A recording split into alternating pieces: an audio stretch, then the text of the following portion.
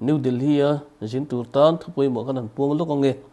Nuseni Homestay New Delhi jinmi de tan thulom room nuam tak main road bul mai ma se ben cheng silo kan nei picle drop kan ti thei airport hospital bazar le mall mai taxi school no pang lut har du tan LG local guardian kan ni sak thei boke mizo cho tui tak ei tur om boke adu tan mani in bol thei bok dam lo le bazar thil dang poimo rang ti turte kan hroi thei boke ron thleng ve chin ro le I ha dam wai mayang heta hian mi ron phone ro o 82879 67378 tin adang le 9958490637 New Delhi 110070 ani hi mizo diktak tena an enkol homestay niya Nuseni Homestay New Delhi ni New Delhi kaldutan panchi ani ang hi Khatla Presbyterian Biakin ani PCI te pontia buang chai kan lang hian Biakin ani ta hei malan dan hian Biakin malam ve thung ani hei hi Biakin malam ani ta ti hianin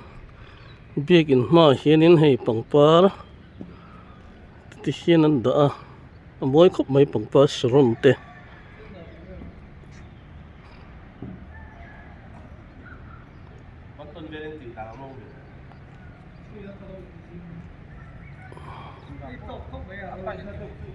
ti hianin Biakin ko ta hian Kokran hall om le ta ni so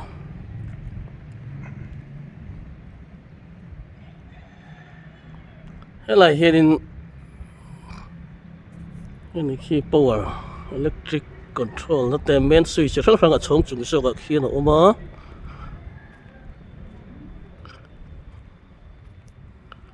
chuanin kan lo dak mu pang hei tak hi chu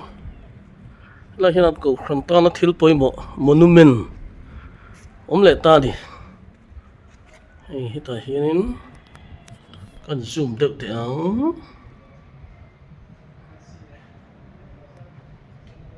hian oma helai hian bu fai tham centenary ti te mai che centenary ti te golden jubilee ruby jubilee ti te om ta ni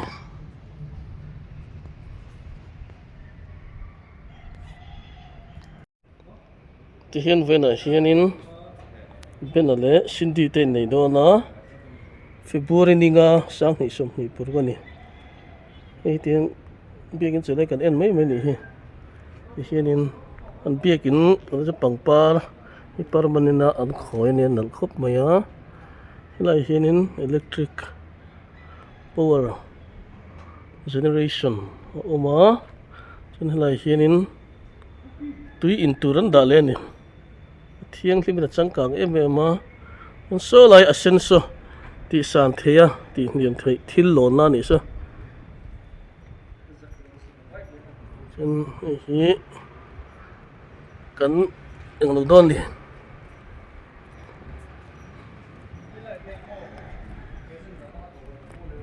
ason Biakin notice thil poimo tarna ti hian nei le ta ni hei dar thalang frame chung an da ni banga chun an tar satli mai lo thil hi ni thlap ta a e lakin an Biakin kong a chim kan lu don a kan la tilo Biakin chung hi Biakin chung a tikhin an tita chun heta hen hei sound box te po an da pona om tan po ria khiat vek the ni ti hian heta in ko ron in chian na ten nei ti hian an tar thlap ta ni hi poimo lai tak ani le ta ni chu eng kim ta hian an tar vek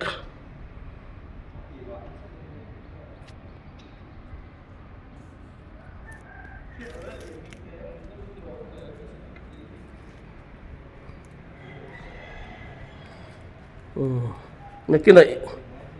khá là đang cần đã lên ạ cái biakin pang paran tin hen nal khop mai biakin extension này ta sẽ biakin na leng lo enga mo thil ti khom ni khom pui mo enga mo cái ta po henin ani le ta ni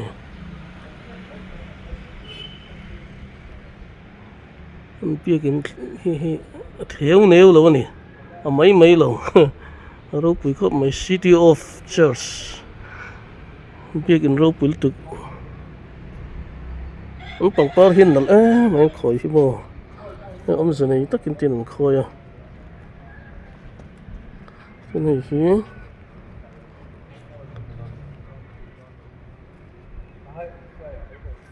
cái photo booth này với nó cần hôn phần nó tụi ra cần photo booth này ta Benjamin and City fit February ông phát hiện xây nó em mình cái begin của ta centenary lungpun Khatla cầu golden jubilee này ta hiền Khatla golden jubilee 1968 2018 khi đến một lungpun nanti ta lungpun ni December October so golden jubilee project anh này chân chứ so ngay lo tin thằng là hiền hay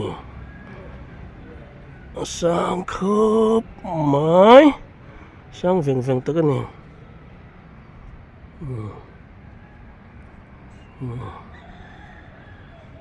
cái gì này sang hồ sơ Khatla KTP phải tụi te cái trong cái thực này ôi khả năng bia cái này cần là lễ lốc tiền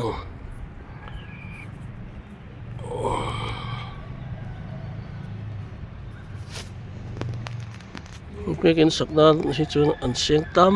mất tăng tiền đủ tộc phốt tiền cái Khatla Presbyterian Biakin chung cái này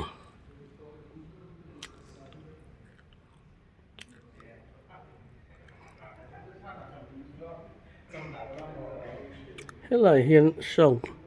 control nan đó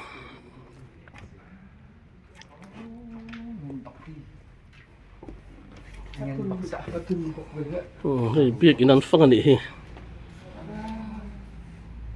Biakin ăn phăng khơi Biakin đi lên Burma kan ya. Burma thì hiện Biakin này nó mình tin được không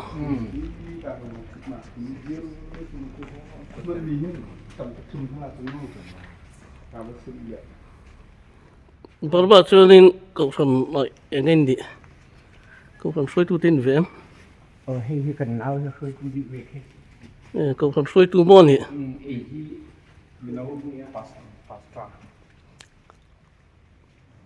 ở đâu bùi thì em Biakin chứ cái hiện light system xiêm đó là nè tu đã hiện Khatla Presbyterian Biakin à kan omeka hey với ni chọn nula mà hiền ka unau pain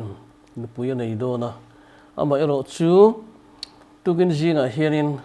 ti tu tam takan nei ya hun chep takara Biakin a hian kan han chho loka ti tu trulte kan han tia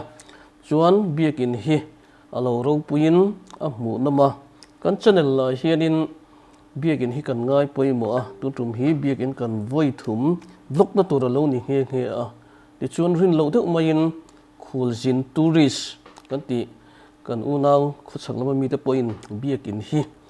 an lo thlo cha ka ti hian kan bula an han tlo vele nga la ti chuanin Biakin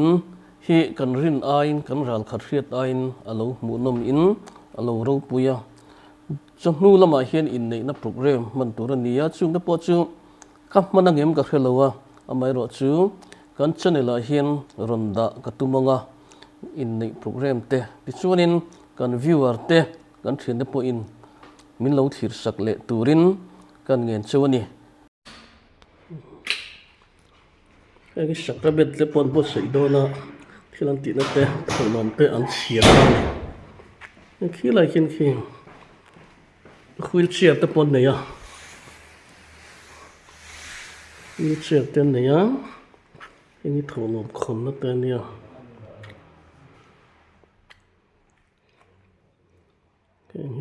câu thần thil tự không như khu học tù là Synod kalit ta in dar lang in na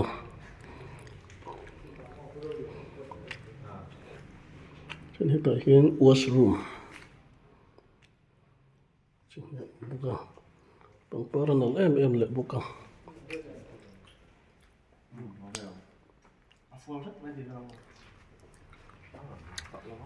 trên hiện cầu thần upako chút na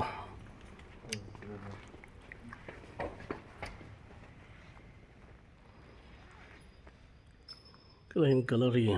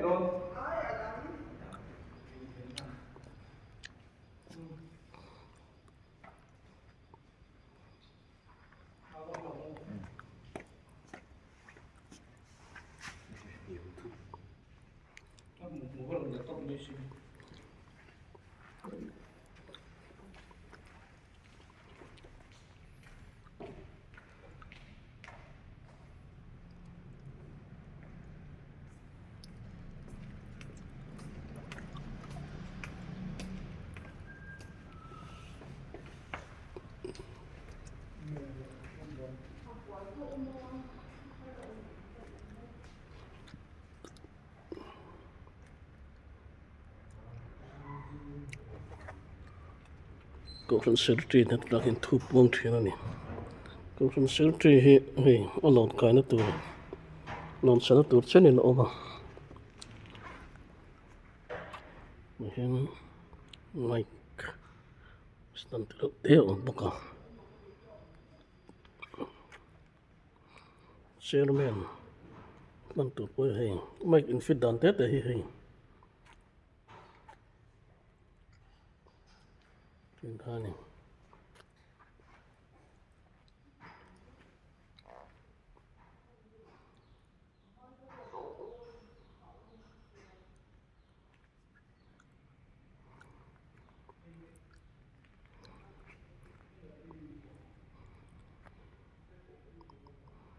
จะเห็นเบียกันช่วงอมดานซื้ออักเสบแทงช่วง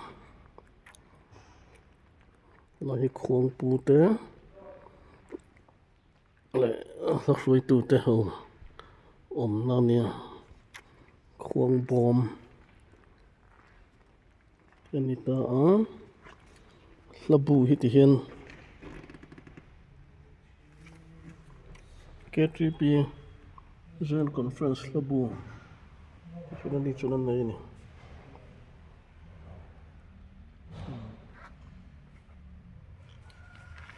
Dan kilchin. Yan hay. Sofa này. Nó sẽ sổ sách mẹ anh đồn non khóc mày sắp phơi tu tao.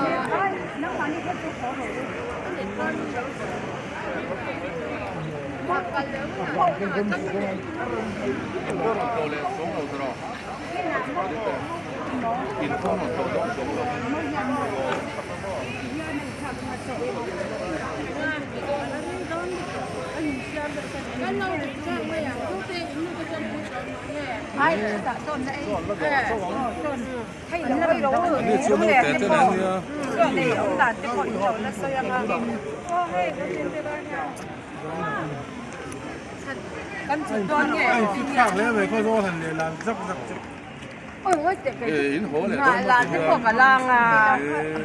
là cái lang á.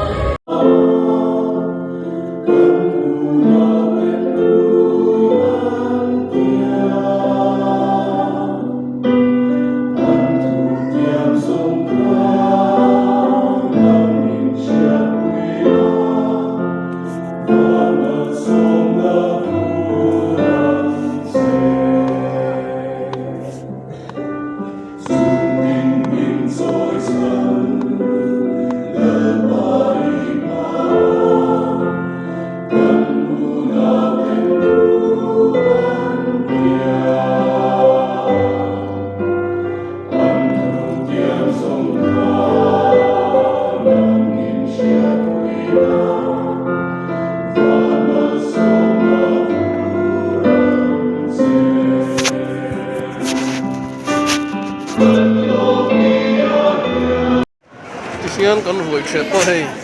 a fresh khop mai a thar dia ania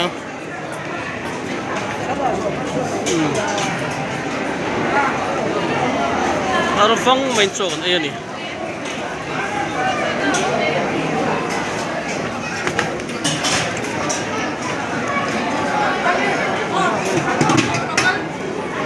ti hian an thlet le tu catering mai ni nge ming catering Gloria catering taruh dia ya nih fresh ini